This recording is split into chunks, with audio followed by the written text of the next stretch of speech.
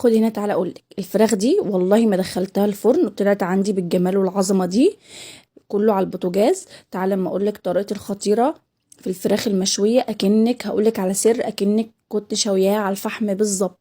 هو حاجة اضافة بسيطة هنضيفها هتخليك طعم الفراخ في حتة تانية خالص.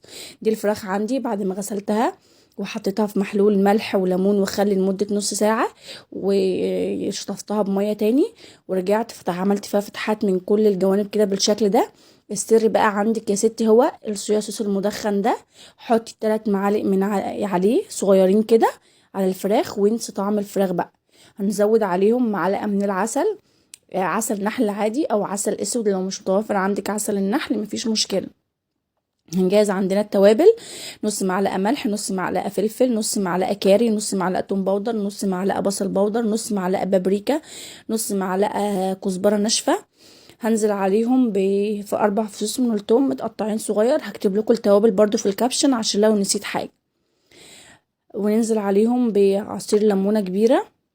هنبدأ بقى نشيل كده المعلقة وندلع الفراخ بقى، نعمل لها احلى مساج بالتتبيلة ونغرقها كده في التتبيلة. عايزة تسويها على طول مفيش مشكلة، انما انا بحب اسيب الفراخ شوية في التتبيلة تشرب كده من نفسها كده وتتمزج هي والتتبيلة مع بعض.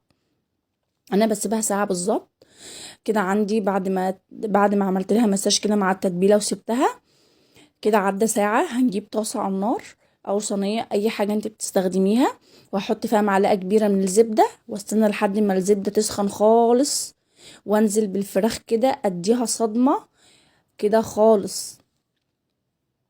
كده عند الزبدة سخنت خالص، هنزل بقى بالفراخ بتاعتي، هنزل كده لحد ما تاخد لون من الناحية الاولى، اعكسها على الناحية التانية.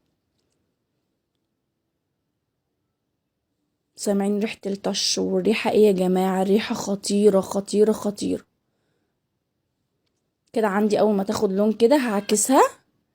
بص بقى هي خدت لون خالص ازاي. انا كده مش محتاجه ان ادخلها الفرن اصلا. كده هي عندي قلبت كله كده، هسيبها بقى لحد ما تاخد لون برضو من الناحيه التانية، وهنزل عليها بباقي التتبيله. وفي نفس البوله اللي انا حاطه فيها التتبيله حطي مقدار مجين من الميه الدافيه، وغطي عليها بقى واسيبها غلوتين بالظبط، وهدي عليها النار خالص. هتطلع عندي بالعظمه والجمال دي، وما دخلتهاش فرن خالص. شايفين لونها تحفه وعامله احلى صوص خطير، وبألف هنا يا حبايبي.